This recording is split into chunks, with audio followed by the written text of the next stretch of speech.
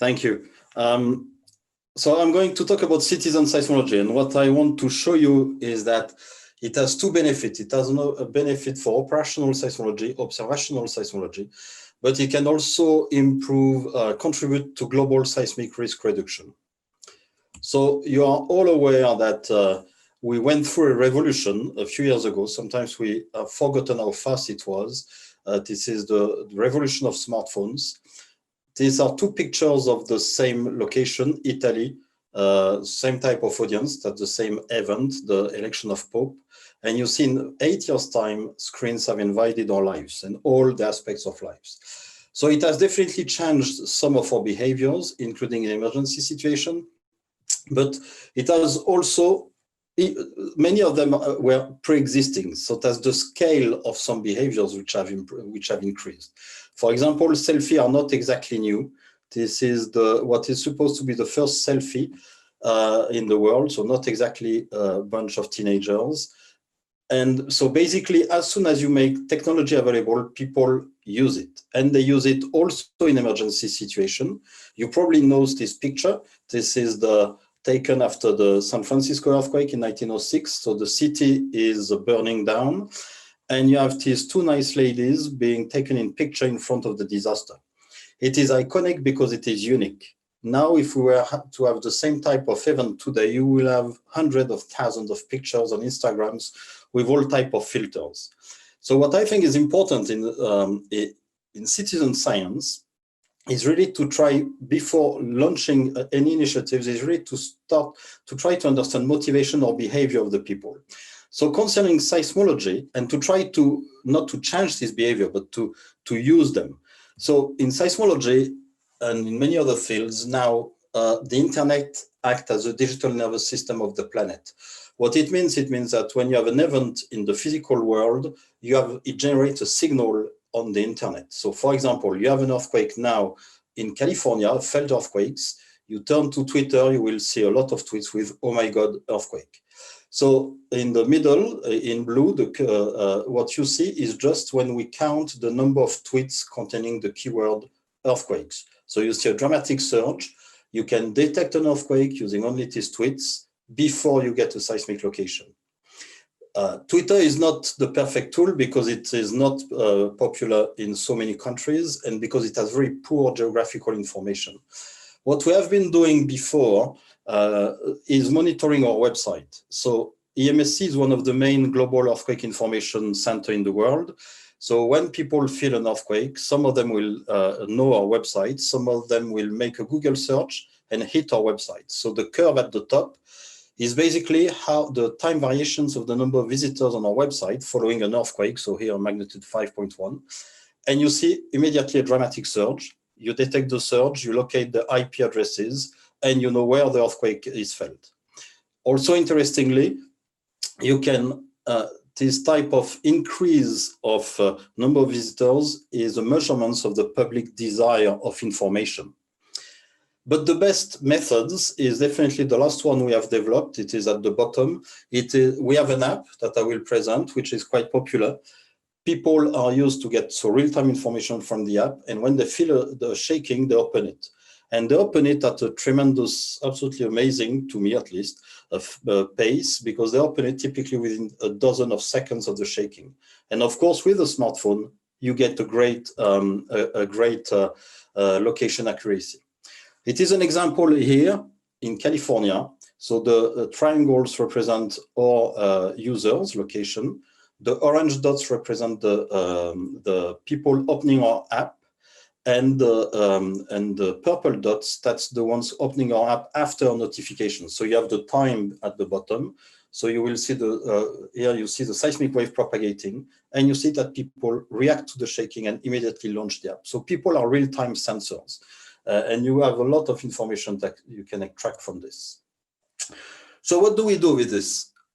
We have developed an app which was based on the assumption that the only earthquake that really matter for the public are felt earthquakes. So we have a very simple color code, and we only report felt earthquakes on the left with a very simple color code in link with their expected impact. So we use the monitoring of Twitter, monitoring of our app, etc., to detect these online reactions. We know this earthquake has been felt. These earthquakes represent approximately 10% of the 50,000 earthquakes we locate a year. We also invite the users to share geolocated pics, geolocated videos, or comments. And on the right, so seismology is used to collect felt experience through questionnaires. We replace these questionnaires by a set of cartoons which depicts different shaking or damage level. So it is just an easy way to collect information at global scale. This is the distribution of our users. So as you see, we have a large user base now, except in China, but because in China they have no access to the stores. So what is also important to understand is that Lastquake is an app, but not only an app. It is a multi-information channel, and I will present you in the next few slides what are the different roles they have. So we have first a QuakeBot. So it publish all the information we generate, so from detections, epicentral maps, macroseismic maps, up to 40 automatic tweets for a given earthquake if it is large and damaging. We have the app, and we have our websites which provide traditional earthquake information. So all these channels are linked to each other. So when we detect, for example, people launching the app, again, it happens typically within 15 to 90 seconds before we get any seismic information. So we have no confirmation, so we just publish on all the platforms, earthquake possibly felt in this region. On Twitter, we invite the people to go to our website simply because we do not harvest any data on Twitter. And on the website, people, if they click, you felt this earthquake, they will find our cartoons and they will be able to provide their felt experience. And from the website, we invite them to download the app where you can also report your experience directly just by clicking on I felt an earthquake.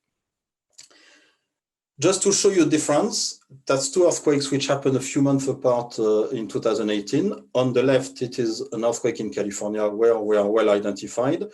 It was detected because people were launching the app in 37 seconds. On the right, it was in the UK. We had absolutely nearly no users of the app at the time of the earthquake. So the only way the people can find the information was through the website. So we detected in 74 seconds. So the app, on the case of the UK, would have been useless. It would also have been useless in terms of collecting, crowdsourcing or felt reports. So they are representing on the left. So the color represents the different level of shaking. And on the right, you have the different channels from which we collected the felt reports. In green is the app, so that's nearly zero. And the two other are websites, website for mobile devices in blue, website for desktop in red. So basically, you see that depending on the situation, websites, app, Twitter may have a different role. What is also amazing to me, we collected 3,000 felt reports in 30 minutes simply by viral spread. So when you have hundreds of thousands of people looking for information, the first one finding it will share it, and it is incredibly fast. So basically, this is a representation. What typically our app works better for aftershocks because it's a good example from the UK. We had no users at the time of the earthquake. The earthquake leads to some installation, and so it works better for aftershocks. But for aftershocks, it's absolutely incredibly fast. There was a magnitude 5.4 below Zagreb in Croatia in March. This is one of the aftershocks, 1.7. So vast majority of 1.7 earthquake are not felt at all. And you see, we collected through the app only 2,000 felt reports in 4 minutes. So the dynamic is absolutely incredible. It works also everywhere. Still in 2018, there was this earthquake south, 1,000 kilometers south of Ushuaia. And it was reported as being felt by 3 people working in the Antarctica scientific base of Chile, where at the moment there were only 80 people living. So it can be, you can really collect information from very remote places. This is just the distribution of the 380,000 felt reports individual reports that we collected in 2020. So this is more than 1,000 a day, half of them being collected within 10 minutes of the earthquake. Just to show you again the dynamic, this is an earthquake, so the white star north of Athens. I will show you so the dynamic of people launching the app. So it was detected 24 seconds after the quake through these people, through these 9 people launching the app at the same time. 30 seconds, we have new users, 40 seconds, but basically you see we have no more propagation. So we can map the felt area within a few tenths of seconds, and we know it is not felt at larger distances. For this earthquake, we get the seismic location after 5 minutes, sorry. And when we finally get the location, we had already collected 500 felt reports on the right. So we knew exactly the whole effects of the earthquake before we get the seismic location. So how can this crowdsourced data can help us speeding up the seismic location? So this is something that we have called CSLOC. So basically it's the combined analysis of crowdsourced and seismic data. So if you look at the top left, we detected so people visiting our website suddenly from the Po Valley, that's the blue star. We use the geographical and time information of this crowdsourced detection to speed up the system. So we use first the location to select which seismic station may have recorded the earthquake. We use the time to select the time window for each of the stations where the signal may appear. From this, we extract the data, we filter out the outliers, and we launch a seismic location, and we get the earthquake, the seismic location, which was in this case in central Italy, so the red star. It is very fast. So if you look here at the red CSLOC, so seismic location are within 90 seconds, in this 1 minute to 90 seconds. With our current procedures, it is basically 8 times longer. So just by combining this data, there is an operational value for it. We have been also working with a colleague of us in Italy, Francesco Finazzi, who has an app which is called Earthquake Network, so a different app, which turns your smartphone in a seismic detector. He's a statistician, so we work with him for the seismological part. We are just finalizing a paper which shows that it delivers early warning. Early warning being you detect the earthquake very rapidly, you send the notification at longer distances, and so people at larger distances get the notification before the shaking reach their location. So basically you get a countdown, 5, B1 of an incoming shaking, 4, 3, 2, 1, and the shaking arrives. So there is really a big power of this in different aspects. In our case, we also use, so we collect these felt reports for also internal purpose. And the main one is to for better rapid impact assessment. So this is the recent, so I don't remember how many there were, but a few thousand felt reports we collected from the Izmir Samos earthquake a few weeks ago. When it's red, it's damaging. So you get a picture of what's going on through the felt reports. But you can also use the lack of information. What we have demonstrated is that when you have severe damage, the priority of the people is not to crowdsource information, to send you information. It is to put themselves in security. So you have a delay in the information, in crowdsourcing information from damaging area. A way to do it, so you can detect, and we did it for the Albanian earthquake last year in November. We detected within 8 minutes that there was an abnormal lack of data coming from the epicentral region. And here, the red curve on the left is the epicentral intensity, so the intensity measuring the damage, the shaking or damage.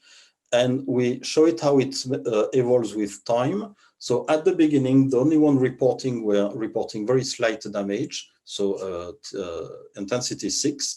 And after half an hour, the people who have suffered more significant damage started to report, and you see the increase to damaging level of the intensity. This was confirmed by the geolocated pictures which started to flow after basically an hour, and the earthquake was in the middle of the night. So there is a real value for us, because the rapid impact assessment of earthquake is a very tricky process, and there are a lot of uncertainties. So it doesn't give you the whole answer, or not always at least, but it can give you some very important information. You probably remember the earthquake in 2015 in Kathmandu. It killed 9,000 people. So we operate as a number of groups in the world, a rapid impact model scenarios, and we are predicting, like all other groups, between 50 to 70,000. So basically 5 to 7 times more than the actual impact. We were all predicting that Kathmandu had been flattened. We only understood why it was not flattened weeks later, but we knew within minutes that our model was overestimating the impact simply by looking at the number of visitors we were seeing on our website originating from Kathmandu. So the star is again the epicenter. The red dots which appear southeast of the epicenter is Kathmandu. And when you get a red star, it means that you have unusually high number of visitors originating from this place. So again, that's the seismic waves propagating. So within a few minutes, we knew that Kathmandu was not flattened. We don't know, so we knew we were overestimating the impact. And it was confirmed later when we start getting pictures from Kathmandu. The damage in Kathmandu was localized, mainly in the historical neighborhood. So we are able to confirm this, but on the opposite, in Gorkha regions, the epicentral regions where the damage was massive, we had absolutely no data collected. I will switch this. So we are also using it to for more technical aspects. So when you have an earthquake, so an earthquake is a rupture. When you have an earthquake which is big enough, like 6.5 to 7, you cannot model it as a point source because the extension of the rupture is significant. So it is very important to notice rupture geometry when you want to make rapid impact assessment. And so in California, they do it using very dense accelerometric network, which is very expensive and which do not exist. And we have applied exactly the same methodology by using our felt reports, and it works. So we can determine, at least in certain cases, the finite rupture, so the orientation of the rupture, its length, within a few tenths of minutes, just using the data provided by the users. So we have seen that it is useful for damage assessment, but it can also be useful for the people. After Kathmandu earthquake, we asked our users what they wanted as improvement of the app, and they say, tell us what we should do after an earthquake. And one thing which is important is that the smartphone is a unique tool because it is the only tool which can provide the right information at the right time by the right person. And timeliness is absolutely key when you deal with security. I love this tweet. It is from a flight attendant who complained because during a flight incident, nobody put the mask correctly. So they don't put it on the nose. And they say, oh, but I told you just 10 minutes before before the takeoff. Yeah, but it didn't tell them at the right time. So what we do now, so first we have tried to identify what are the main messages, safety tips that the people should do. So we have looked at what the people do during an earthquake. So this is during a Guatemalan earthquake. So we didn't consider it as the first priority, but we did identify a number of actions which are true everywhere in the world. And so when there is an earthquake, once we know the earthquake location and magnitude, we know who of our users have been through violent shaking, and they receive a specific notification with these safety tips, so which are do's and don'ts. And they also get a safety check, which is an SMS system. So we pre-write texto, and they can decide to send it to say they are safe, and they can decide to who they want to send it, in their contact list. So we have always tried to improve our services through different earthquakes. I will just mention a few of them. After Palu earthquake, you may remember there was a tsunami, local tsunami, so which hit the coast within 10 minutes, 12 minutes. So in this case, the alert, traditional tsunami alert, is too late. So the shaking is the alert. So we have developed other safety tips for tsunami, specific safety tips, which are now embedded in our app. So this is the alert and this is the tips. So basically vertical evacuation. You may also remember the earthquakes in Mayotte, which started in May 2018. So that's an island in the Mozambique Channel. There were a lot of felt earthquakes, but due to very poor seismic network in the region, many of the felt earthquakes were totally unable to locate them. And this led to many rumors, fake news, conspiracy theories. And we were also accused of hiding earthquakes. We were accused of hiding earthquakes because people had been using our app.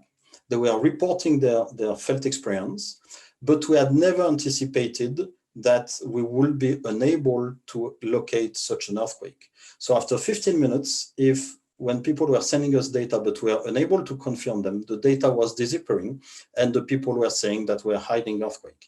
So now we have a special color for earthquakes that we are unable to locate, and we still provide access to the felt reports that our users have shared with us.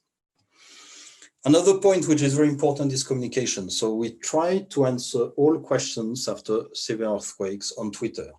This is something which is very, very valued by our users. It also shows that there is a high anxiety level here. This is absolutely clear. But I think also that the seismological community should really think about who should answer, because there are very few people answering this. And because nature doesn't like void, you have all the people making predictions. We jump in on the social networks and make some prediction on this. So we try to do our best, but it is definitely something that which should be improved. And predictions can have dramatic impact. So this is in Albania last year. There was a prediction after the first earthquake, and it led to the people panic evacuation of the capital city. So this were the traffic jams. So it could have real impact. You could have accidents in such a thing, in such evacuation. So we have set up a working group, international working group, to try to deal with predictions. How can we better communicate and fight this prediction? This is not easy, but we try to do it. So this was a manual tweet that we did, and we try to make it systematically.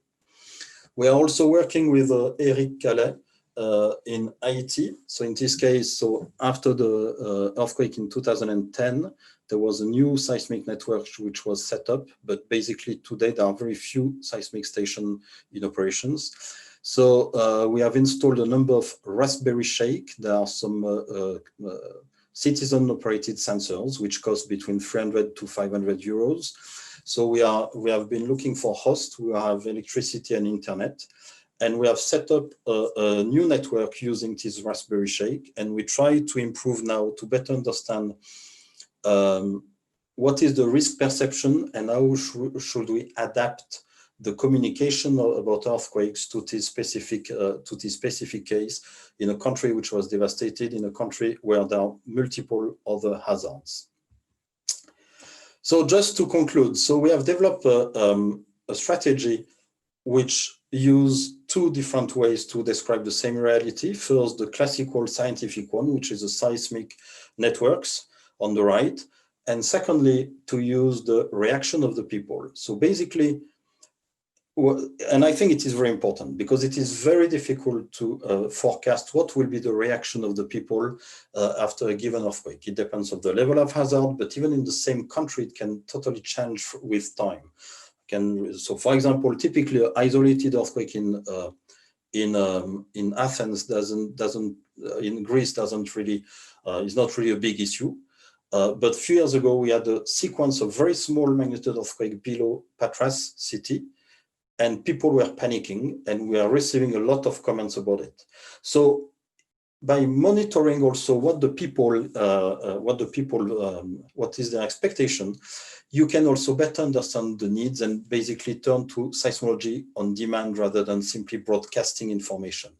The second advantage is that you collect a lot of information about the actual effects of the earthquake, so felt reports, etc., that we ingest. We build database which are scientifically valuable at very little cost, and we create a positive feedback loop. So Laure, who is on the table later on, we may talk about it. We have also developed now a user forum that we try to have a better, to increase the exchange with our community. So just to conclude, clearly, citizen seismology has a real benefit in observational seismology. So it is not just to please somebody that we do it. There is a value for us, clearly a value for us.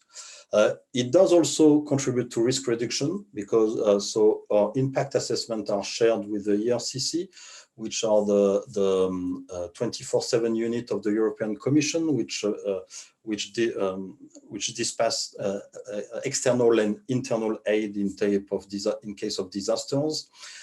We try to limit, so of course, it doesn't prevent any building collapse, but it may limit inappropriate behaviors, and it may also limit the level of anxiety, which is very, very important.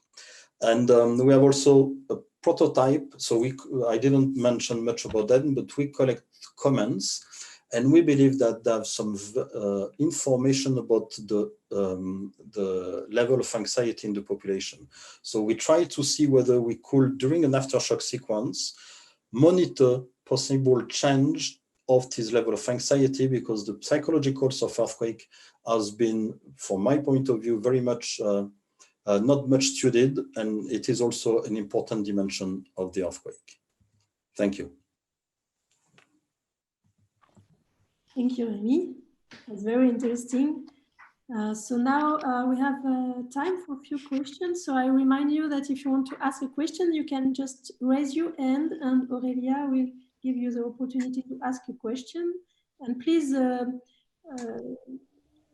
present yourself with in few words before asking your questions. So maybe Fotios Danaskos has some questions, please.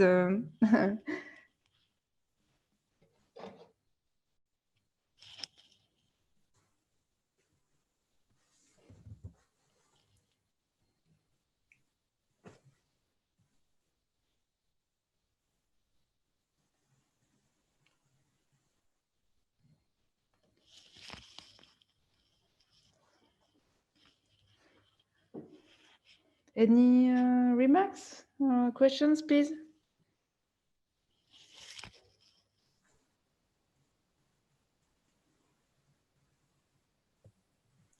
Sorry, did you hear me or not? Now, yes, Oh, we can hear you. Thank you. Okay. So please ask your question.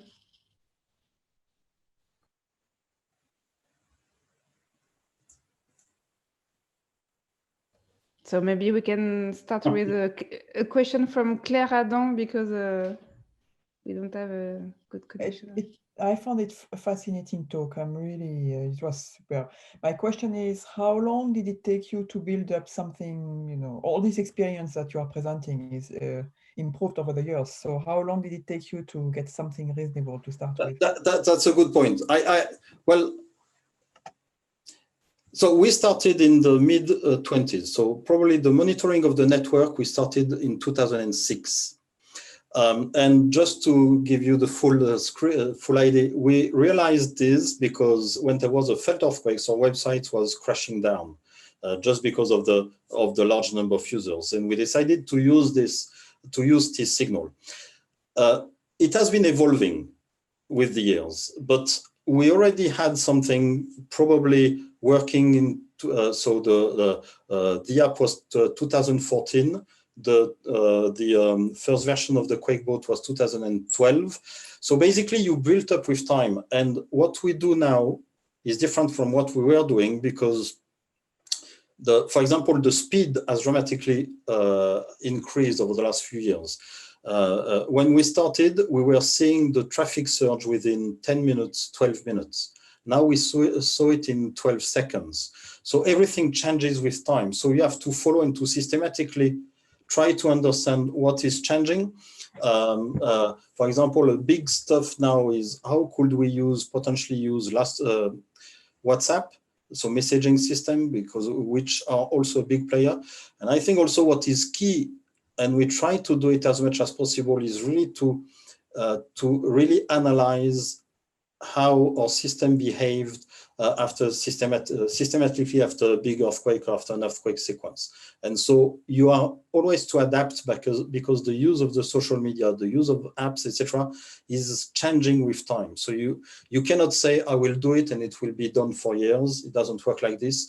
You do it and you realize that you are missing some points. You realize that the usages have changed, the use have changed, and so you have to adapt your tools.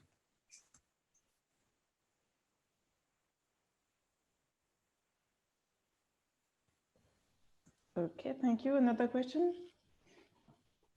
I have one, if I may.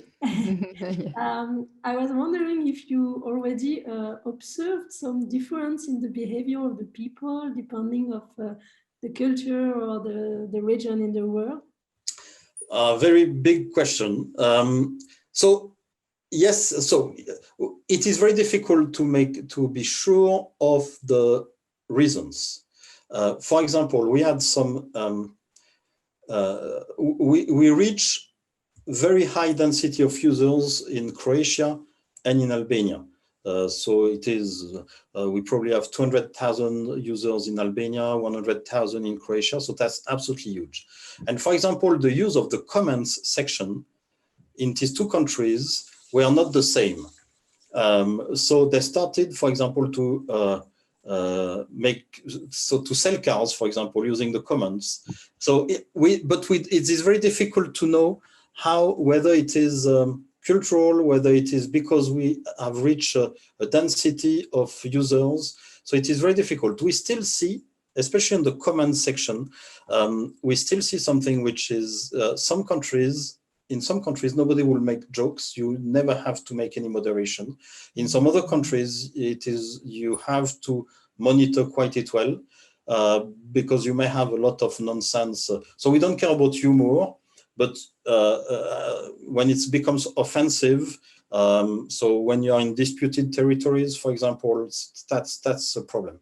But otherwise, and that's something which I find impressive, is that everybody is looking for the same.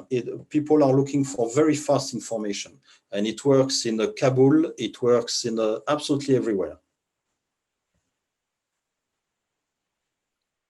Okay, thank you. It's really fascinating.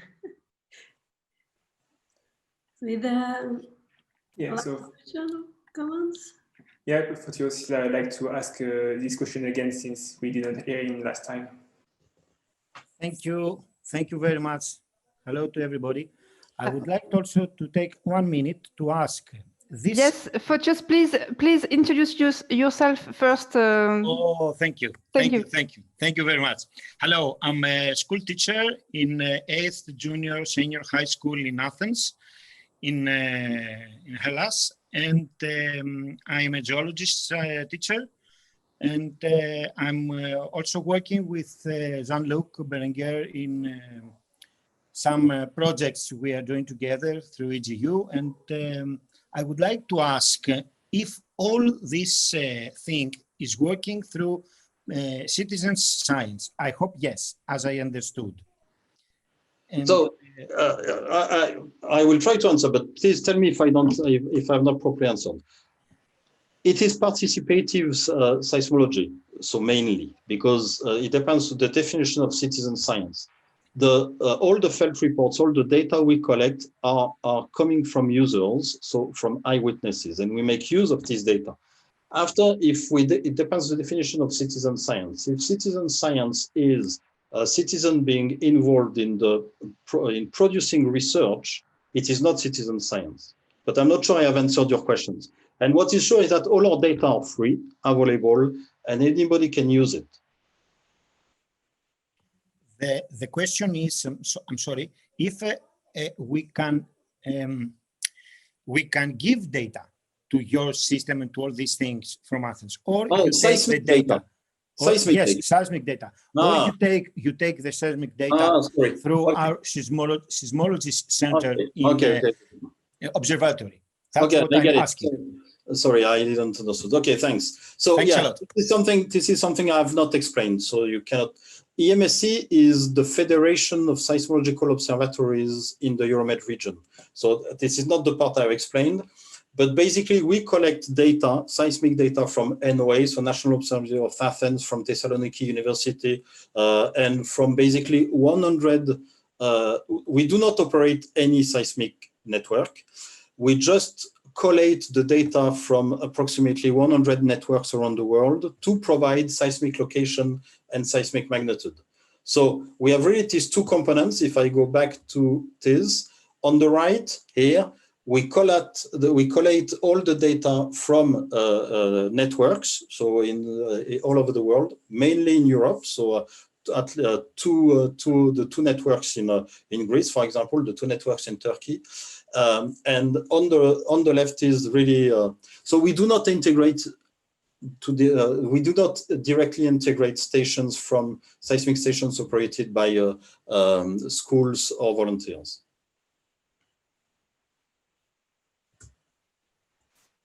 Okay, thank you very much, Rémi, for this interesting topic.